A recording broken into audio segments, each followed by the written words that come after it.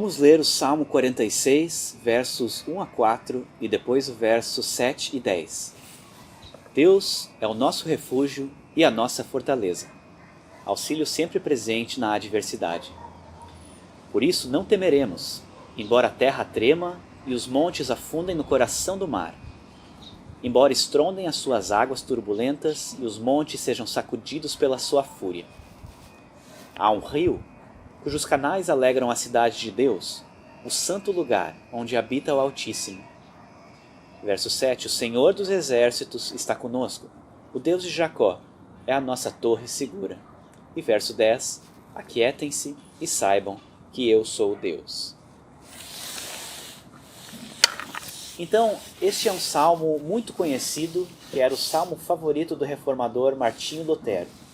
Também deu origem ao hino Castelo Forte, e é um auxílio muito precioso para momentos de ansiedade e de medo. Ele talvez seja mais vívido na sua descrição do que qualquer outro salmo, quando ele fala que nós não temeremos, ainda que a terra trema e os montes afundem em meio ao mar.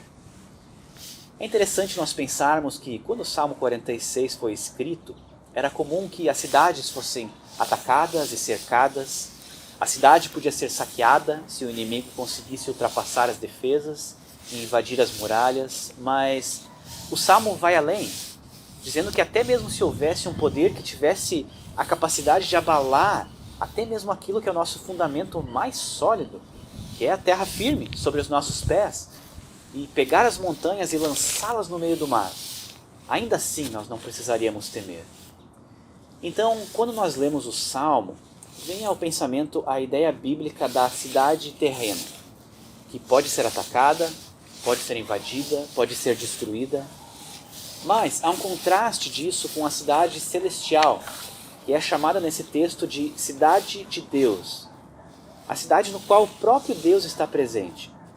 Que no contexto do Salmo, aqui na época em que foi escrito, referia-se à cidade de Jerusalém, mas que reflete para nós como a Jerusalém celestial, a nossa cidade prometida, onde Deus habita. Quando o Salmo diz que há um rio cujos canais alegram a cidade de Deus, ele também está trazendo a seguinte ideia. Quando uma cidade terrena possuía um rio correndo em meio a ela, isso na verdade a tornava mais difícil de ser tomada. Além do suprimento de água e de peixes e coisas assim, tornava muito mais complicado para o exército invasor dominar aquela cidade. Então, a cidade celestial também possui um rio. E nós sabemos por Apocalipse 22 que a Jerusalém celestial possui o rio da vida, o rio do Espírito de Deus, do poder de Deus. E isso reforça a imagem de que enquanto qualquer cidade terrena pode ser destruída, a cidade celestial não pode ser, porque Deus está presente ali.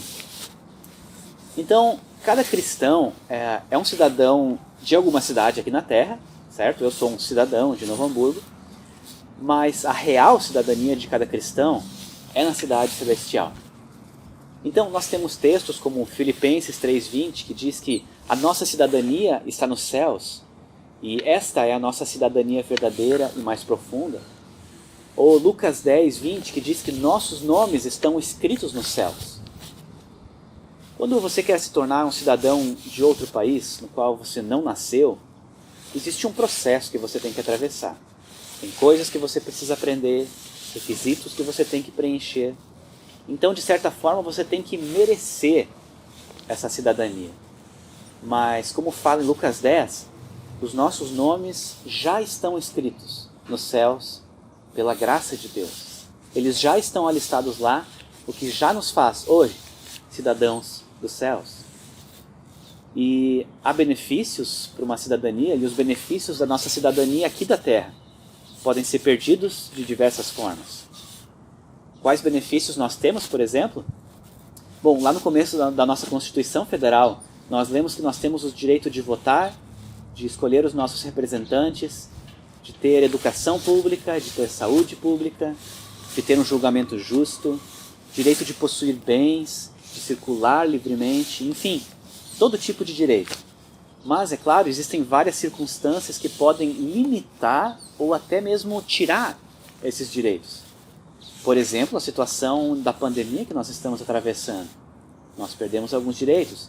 Ou se o país entrar em guerra, ou ainda se você cometer um crime e for preso. Enfim, existem benefícios da minha cidadania terrena que eu posso perder dependendo da situação. Mas, ao mesmo tempo, eu sei que nada pode tirar os benefícios da minha cidadania celestial. Absolutamente nada. E quais benefícios são esses? Teve um sermão que foi escrito por um dos grandes pregadores da história, o pastor inglês Jonathan Edwards, em 1720, então há exatos 300 anos. E o título do sermão é Alegria Cristã.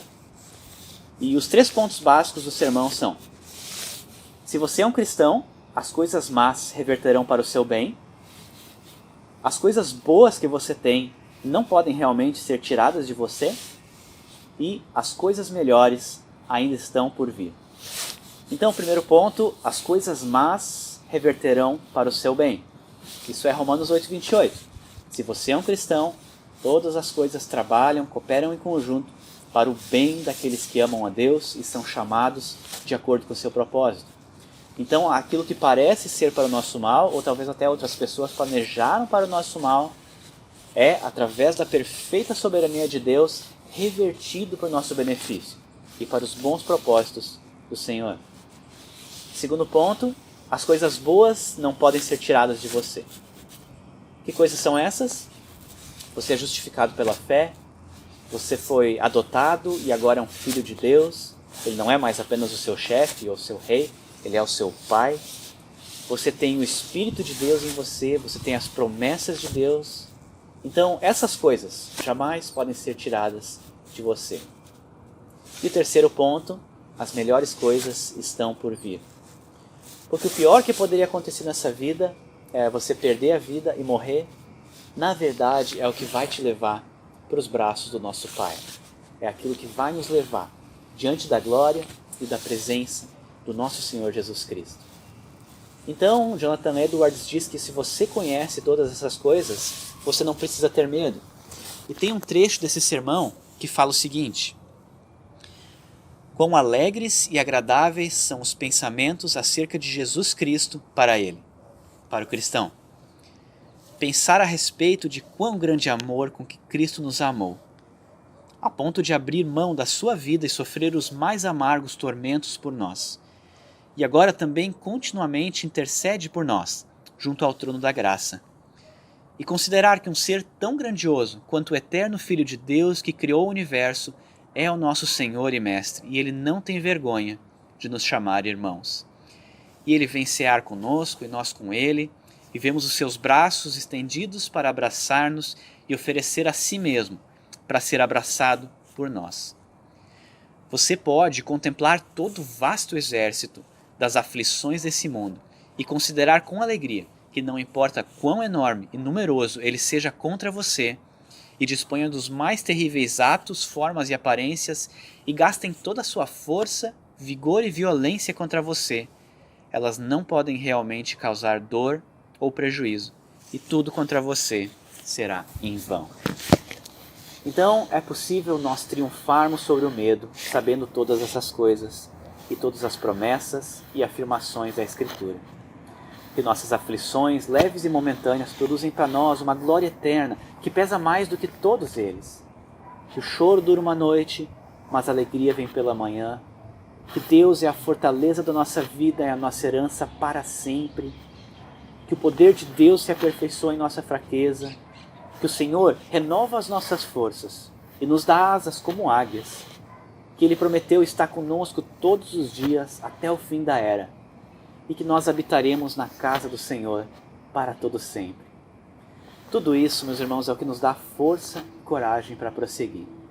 Então que o Senhor possa te fortalecer hoje com essas verdades e está banindo a dúvida, o medo e a ansiedade do teu coração, firmado nas eternas certezas que a palavra de Deus nos dá.